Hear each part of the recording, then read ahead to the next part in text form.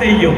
એવી જ રીતે આપણા પરિવાર કે કુટુંબના કોઈ પણ સભ્યનું ક્યારેય અપમાન કરવું જોઈએ નહીં। અને બહેનોને તો ખાસ કે જીવનમાં જો સુખના દિવસો જોવા હોય ને તો ઘરમાં વડીલો હોય તો એની સેવા કરજો અને 3 ટાઈમે જમવાનું પીરસજો। હા, નકર પછી આપણે ગુજરાતીમાં એક કહેવત છે કે જે ગુજરાતીમાં કહેવત છે કે વારા પછી વારો અને મેં પછી ગારો। રામાયણ આખી વાંચી લ્યો, શ્રવણના ગુરુ કોણ હતા અને કેટલું ભણેલો છે ક્યાંય જાણવા નહીં મળે। જીવનમાં માવતરની સેવા જેવું ભણતર અને મા બાપ જેવા ગુરુ જેમની પાસે હોય ને એને જન્મ કુંડળીઓ જાણવાની જરૂર નથી પડતી।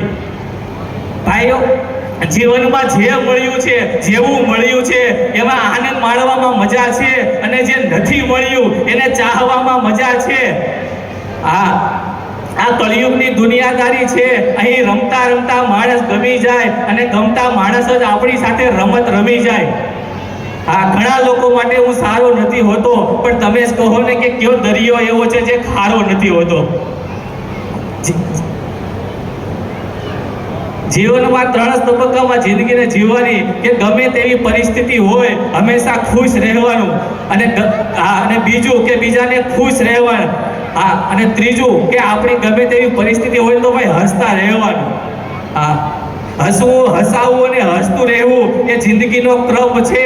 બાકી બધા બીજા બધા સુખી છે અને આપણે દુઃખી છીએ એ આપણો ભ્રમ છે। આટલું કઈ હોય